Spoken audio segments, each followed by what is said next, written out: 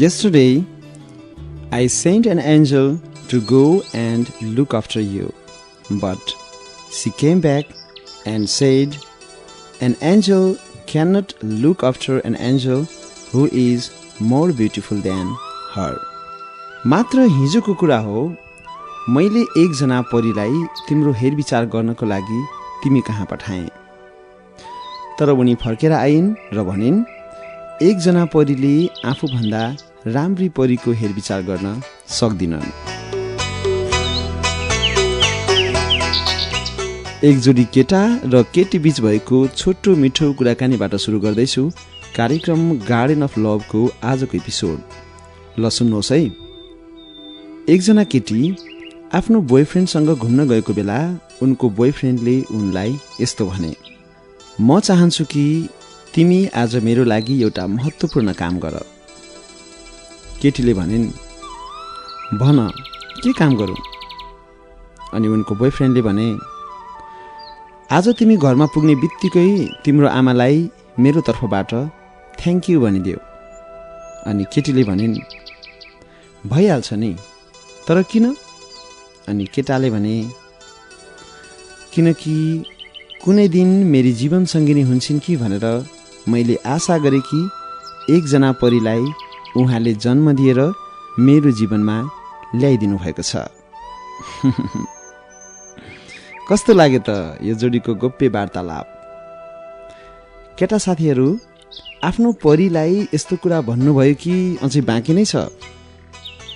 कुनै पनि गर्लफ्रेन्ड अथवा श्रीमतीले आफ्नो प्यारो मान्छेबाट यस्तै कुराहरू सुन्न चाहन्छन्। त्यसैले उहाँलाई खुसी दिँदै आफू पनि खुसी हुने मौकाहरू नगुमाउनुहोस्, ग्र्याब गरिहाल्नुहोस्।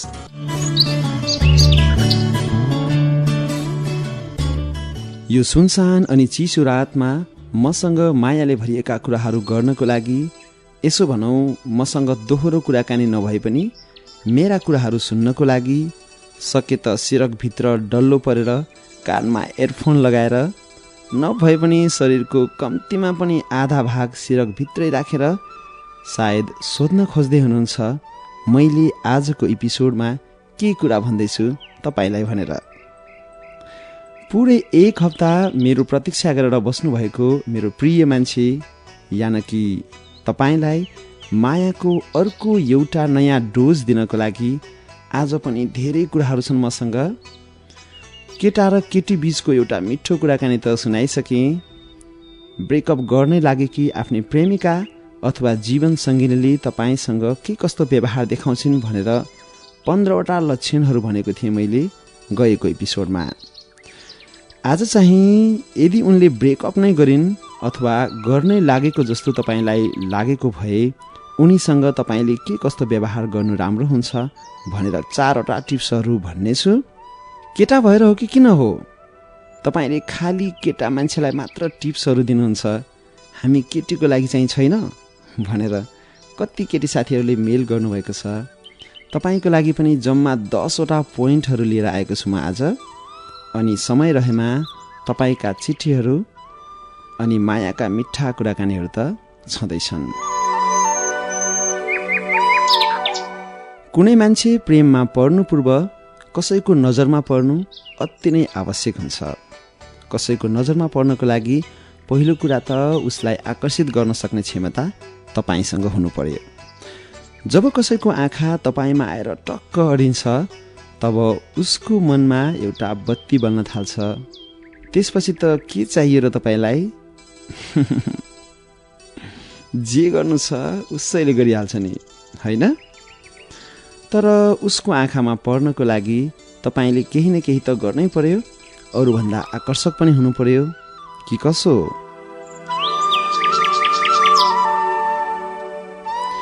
हुन त हरेक केटा मान्छेहरूको छनौट फरक फरक हुन सक्छ, तर पनि हामीहरूले के भोगेका र देखेका छौँ भने एउटा केटालाई आकर्षित गरेको कुनै केटीले प्रायजसो केटाहरूलाई आकर्षित गरिरहेकी हुन्छन्।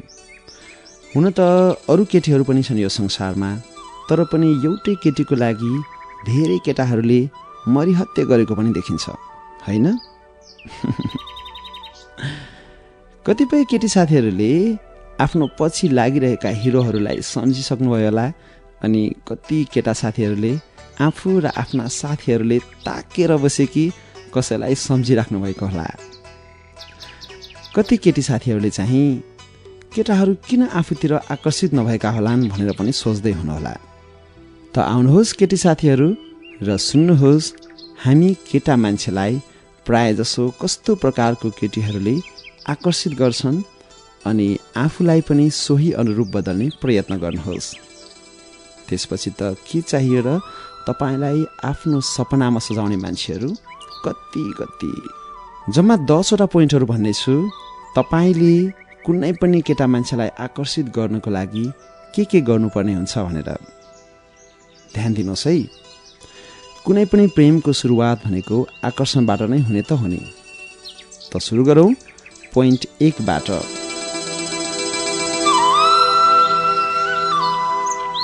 पोइन्ट 1 ले भन्छ, आफ्नो छालालाई सधैँ नरम र आकर्षक रूपमा राख्नुहोस्। विशेषतः जाडो महिनाहरूमा फुट्न नदिनुहोस्। केटा मान्छेहरूलाई आकर्षित गर्ने यो एउटा यस्तो हतियार हो कि तपाईँसँग एक शब्द पनि नबोली कुनै पनि केटा मान्छेलाई अगाडि बढ्न मनै लाग्दैन। तर नचिनेको मान्छे भए त के गर्नु, नबोली जान करै लाग्छ।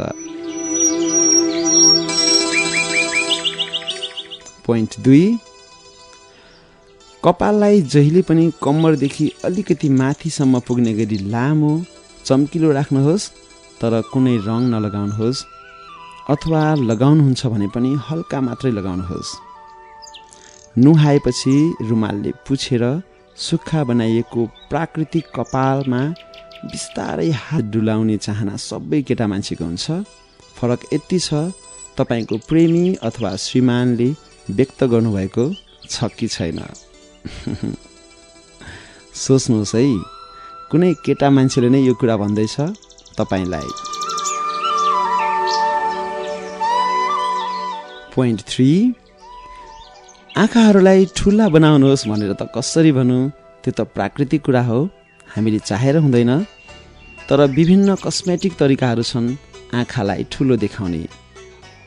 एउटा कुरा भनौँ, मस्कारा भने प्रयोग नगर्नुहोस्, किनकि प्रायःजसो पुरुषहरूले मस्कारा नलगाइएका प्राकृतिक परेलाहरू मन पराउँछन् र ठुला आँखामाथि सजिएका तिनै परेलाहरूमाथि आफ्ना ओठहरूले छुन चाहन्छन्। त महिला साथीहरू, आफ्नो हृदयको मान्छेलाई आकर्षित गर्ने यो सानो तर महत्त्वपूर्ण पोइन्टलाई नबिर्सनुहोस्।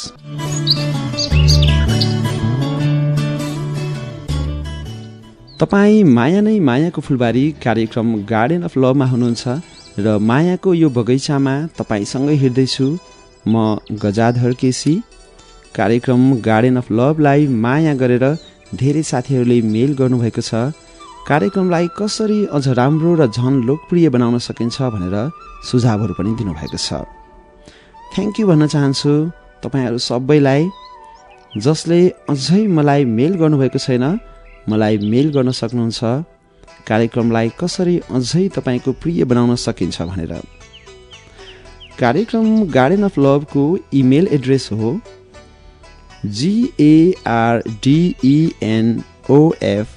gardenoflovepg@gmail.com, यानी कि gardenoflovepg@gmail.com। तपाईँ आफ्ना प्रतिक्रिया अनि माया सम्बन्धी तपाईँका धारणाहरू र समाधान अपेक्षित तपाईँका समस्याहरू पनि पठाउन सक्नुहुन्छ। मलाई फेसबुकमा पनि भेट गर्न सक्नुहुन्छ। यसको लागि तपाईँले फेसबुकमा GAJADHARKC अनि ब्राकेटमा GKC यानी कि गजाधर केसी अनि ब्राकेटमा GKC टाइप गरेर रिक्वेस्ट गर्न सक्नुहुन्छ। कार्यक्रमको Facebook page radio program garden of लभलाई पनि लाइक गर्न सक्नुहुन्छ अनि त्यस पेजमा पनि तपाईँ आफ्ना कुराहरू राख्न सक्नुहुन्छ। कार्यक्रम गार्डन अफ लभको आजको एपिसोडमा मैले तपाईँलाई अहिले भन्दैछु 10 वटा यस्ता पोइन्टहरू जसले भन्दैछन् कि केटा मान्छेहरूलाई आकर्षित गर्न कुनै केटी मान्छेले यानि कि तपाईमध्ये जो केटी मान्छे हुनुहुन्छ उहाँले के गर्नुपर्ने हुन्छ। 3 वटा पोइन्टहरू त भनिसकेको छु। अब लागौं पोइन्ट 4 तर्फ। पोइन्ट 4 चाहिँ विशेष गरी विवाहित महिला साथीहरूको लागि निकै नै महत्त्वपूर्ण छ। यदि तपाईको हृदयको मान्छे, खासमा तपाईको श्रीमान, तपाईको मायामा अलि इमोसनल यानि कि भावुक भएर आउनुभएको छ भने रुखो बोली नगर्नुहोस् अनि तपाईको अङ्गालोमा आउन खोज्दै हुनुहुन्छ भने नरोक्नुहोस्। रोक्नुभयो भने उहाँको मनमा झनै पीडा भरिन्छ। उहाँलाई रोक्दा कहिलेकाहीँ त उहाँ यतिसम्म नकारात्मक हुनुहुन्छ कि आफ्नो बेडलाई नै अर्को कोठामा सार्न पछि पर्नुहुन्न। के गर्ने, मायाको गुनानो पर्यो। पोइन्ट 5, यदि तपाईँ कुनै केटा मान्छेको यति नजिकै पुग्नु भएको छ कि उसको श्वास या भनौँ ऊ बोल्दा मुखबाट निस्कने बाफलाई अनुभव गर्न सक्नुहुन्छ तपाईँ। यदि उसको श्वास गन्नाउने रहेछ भने तपाईँ कस्तो महसुस गर्नुहुन्छ? सके त कस्तो गन्नाउने श्वास भन्नुहोला, नभए पनि कस्तो फोहोरी मान्छे रहेछ भनेर सोच्नुहुन्छ। अब सोच्नुहोस् त तपाईको श्वास चाहिँ त्यस्तो भए उसले के सोच्ला? नियमित ब्रस गर्नुहोस्। चुरोट, रक्सी, बियर आदि दुर्गन्ध आउने वस्तुहरूलाई सकेसम्म सेवन नगर्नुहोस् र यदि गरे पनि त्यसपछि अरूसँग भेट हुँदा अलि सजग रहनुहोस्। बुझ्नुभयो?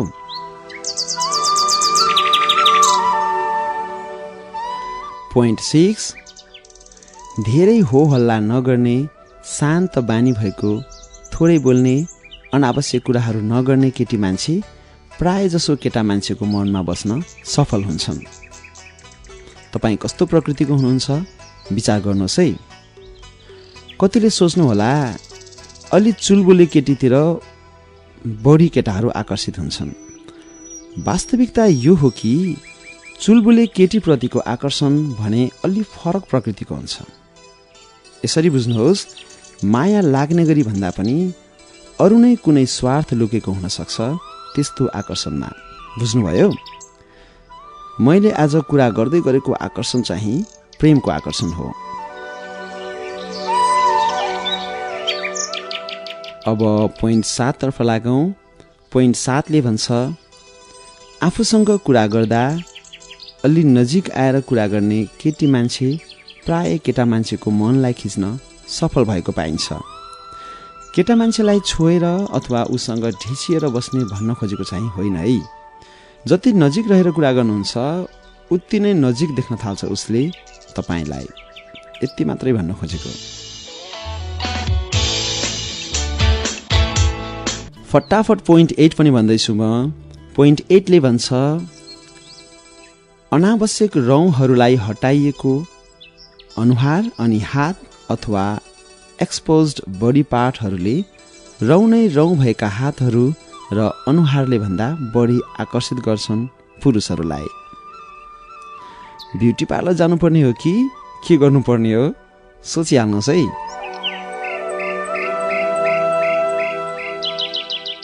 पोइन्ट 9, नरम र नम्र बोली भएका स्त्रीहरूले धेरै जसो पुरुषहरूको मनलाई आकर्षित गरिदिन्छन्। ठिक त्यसरी नै जसरी चुम्बकका विपरीत ध्रुवहरूले एक अर्कालाई आकर्षित गर्छन्। अब आफ्नो बोल्ने शैली पनि परिवर्तन गर्नुपर्ने भयो, अथवा तपाईँ पहिलेदेखि नै नम्र मिठो बोलीको हुनुहुन्छ त्यो त मलाई थाहा छैन। नत्र भए कतिजना केटाहरूको हृदयमा बसिराख्नु भएको छ तपाईँ भन्ने कुराको पनि जानकारी दिने थिएँ मैले तपाईलाई।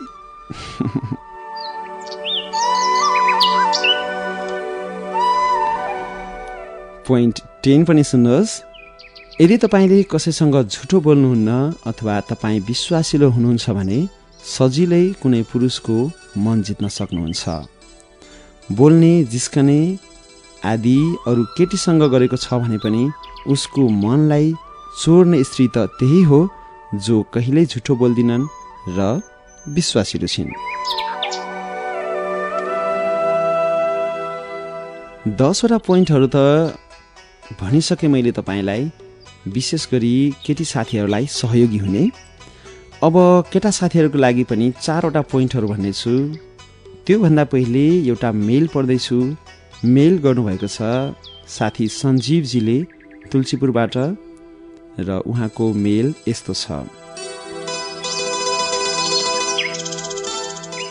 मेरी गर्लफ्रेन्डले हाम्रो प्रेम सम्बन्धमा बाचा कसमहरू खाँदा खाँदा थाकिसकेको भन्दै मसँग छुट्टिने कुरा गर्दैछिन् आजभोलि, जबकि म उनलाई पहिले जत्तिकै माया गर्छु र उनको मन दुख्ने कुनै काम गरेको छु जस्तो पनि लाग्दैन।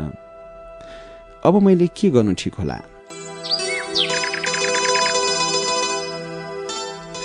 सञ्जीवजी, तपाईँले उनको मन दुख्ने कुनै काम नगरेको भए पनि तपाईँको कुरा सुन्दा उनी आफ्नो जीवनको अर्कै बाटोमा पुगिसकेको जस्तो लाग्छ मलाई।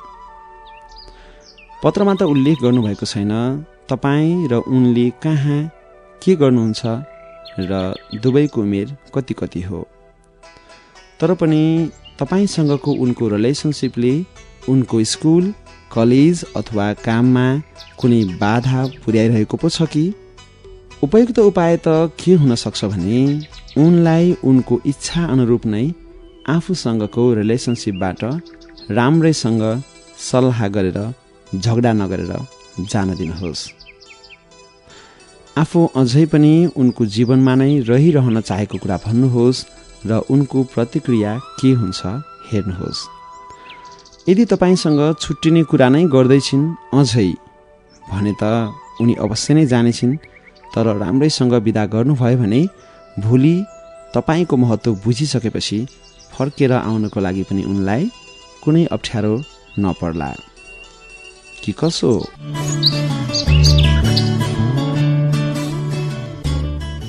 अब म तपाईँलाई खास गरी केटा मान्छेहरूलाई 4वटा यस्ता पोइन्टहरू भन्दैछु जसले भन्ने छन् कि ब्रेकअप दिन लागेकी तपाईँकी प्रेमिका अथवा सम्बन्ध विच्छेद गर्छु भन्ने तपाईँको श्रीमतीसँग के कस्तो व्यवहार देखाउनु उपयुक्त हुन्छ। पोइन्ट 1, यदि तपाईँलाई आफ्नै प्रेमिका अथवा जीवन सङ्गिनीले ब्रेकअप दिन लागेको हो कि जस्तो लागेको छ तर निश्चित हुनुहुन्न भने पनि आफूलाई शङ्का लागेको विषयमा उनीसँग प्रत्यक्ष बसेर छलफल गर्दा अनि उनको खास चाहना के हो भनेर कुरा गर्दा राम्रो हुन्छ। ब्रेकअप हुने समय पर्खनुभन्दा पहिले नै वास्तविकता थाहा पाउनु राम्रो हुन्छ। कहिलेकाहीँ थाहै नपाई तपाईँबाट पनि गल्ती भएको हुनसक्छ। तपाईँसँग छुट्टिने चाहना नभए पनि व्यस्त भएको कारण, थकित भएको कारण अथवा आफूले गरेको व्यवहारले तपाईँको मन दुख्छ कि भनेर थाहा नपाएकोले त्यस्तो परिस्थिति सिर्जना भएको पो हो कि बुझ्नु राम्रो हुन्छ। वास्तवमै उनी तपाईँसँगै रहिरहन चाहे पनि नजानेरै गल्ती भएको पनि त हुनसक्छ उनीबाट। बल्ल तल्ल लगाएको माया छुट्न त दिनै भएन। फेरि मायामा कोही अलिकति बढ्दा अनि कोही अलिकति कम हुँदैमा के फरक पर्छ र? मुख्यतः माया गरिरहनु पर्यो हैन? पोइन्ट 2 ले भन्छ यदि उनले साँच्चीकै ब्रेकअप नै गरेकी हुन् भने अथवा फर्किने कुनै सम्भावना नै छैन भन्दैछिन् भने तपाईँलाई फेरि उनको हृदयमा स्थान दिनको लागि धेरै कर नगर्नुहोस्। यदि उनले छुट्टिने नै फैसला गरिसकेकी छिन् भने तपाईँलाई दया गरेर आफ्नो फैसला परिवर्तन गर्ने सम्भावना एकदमै कम हुन्छ। अनि अर्को कुरा, तपाईँलाई दया गरेर ब्रेकअप नगर्ने आश्वासन दिए पनि माया बिनाको दयाले तपाईँको जीवनमा खुसियाली ल्याउन सक्दैन। बरु उनको मन फर्काउन चाहनुहुन्छ भने उनले थाहा पाउने गरी आफ्नो बानी बेहोरामा परिवर्तन गर्नुहोस्। यदि तपाईँको कारण उनी तपाईँबाट छुट्टिँदैछिन् भने, तर आफ्नो कारणले त्यस्तो अवस्था आएको होइन भने त जति तपाईँ मायाको भिख माग्नुहुन्छ नि उनीसँग, उति नै तपाईँले आफ्नो लागि पीडा थप्दै हुनुहुन्छ भन्ने कुरा बुझ्नुहोस्। अब तेस्रो कुरा भन्दैछु म तपाईँलाई। तेस्रो कुरा के हो भने यदि उनले तपाईँलाई नछोडुन् भन्ने चाहनुहुन्छ भने तपाईँ पनि हल्का टाढिन खोजेको नाटक गर्न सक्नुहुन्छ। उनले औँल्याएका कमी कमजोरीको आधारमा उनले देख्ने र थाहा पाउने गरी आफ्नो बानी बेहोरामा परिवर्तन ल्याउनुहोस् अनि आफू टाढिन खोजेको जस्तो अभिनय गर्नुहोस्। तपाईँको बानी बेहोरामा परिवर्तन भएपछि उनी पनि तपाईँप्रति फेरि आकर्षित हुन थाल्छिन् अनि आफूले नै गरेको या गर्न लागेको ब्रेकअपले उनलाई पिरोल्न थाल्छ र यदि केही बिग्रेको छैन भने उनी फेरि आफ्नो पुरानो अथवा ब्रेकअप हुनै लागेको मायामा फर्कने सम्भावनाहरू बढ्दछन्। अब अन्तिम पोइन्ट भन्दैछु म तपाईँलाई। अन्तिम पोइन्टले के भन्छ भने उनले तपाईँप्रति देखाउने व्यवहारलाई नकारात्मक रूपले प्रतिक्रिया दिनुभन्दा अगाडि इमान्दारिताका साथ केही समय खर्चेर तपाईँ र उनी बीचको सम्बन्धले सही तरिकाले काम गरिरहेको छ कि छैन सोच्नुहोस्। कहिलेकाहीँ फर्केर तपाईँसँग पुनर्मिलन नै गर्न नचाहने मान्छेलाई कुनै नाटक गरेर फर्काउने कोसिस गर्नुभन्दा उनलाई तपाईँको जीवनबाट जान दिनु नै सबैभन्दा उपयुक्त उपाय हुन सक्छ। परिस्थिति अनुसार तपाईँले पाइला चाल्नुहोस् है। कार्यक्रम गार्डन अफ लभको आजको एपिसोडबाट पनि बिदा माग्नुपर्ने बेला भइसकेको छ। तपाईँमध्ये कतिलाई रुगाखोकीले च्यापिराखेको होला। चिसोबाट बचेर बस्नुहोस्, सबैसँग राम्रो व्यवहार गर्नुहोस्, सबैलाई माया गर्नुहोस् अनि यो छोटो जिन्दगीलाई सधैँ खुसी भएर बिताउने प्रयत्न गर्नुहोस्। अर्को बिहिबार राति 9:15 बजे फेरि हाम्रो भेट त हुने नै छ। त्यतिन्जेलसम्म रेडियो प्रकृति 93.4 मेगाहर्ज र रेडियो पाठशाला 104 मेगाहर्जका प्राविधिक मित्रहरू सँगसँगै म गजाधर केसीलाई पनि बिदा दिनुहोस्। तपाईँहरू सबैलाई भोलि रहेको तमु लोसारको हार्दिक मङ्गलमय शुभकामना व्यक्त गर्न चाहन्छु अनि आउँदै गरेको अङ्ग्रेजी नयाँ वर्ष 2017 को लागि अग्रिम ह्याप्पी न्यू इयर भन्न चाहन्छु। नमस्ते, good night and by by. तपाईँको साता सुखमय रहोस्।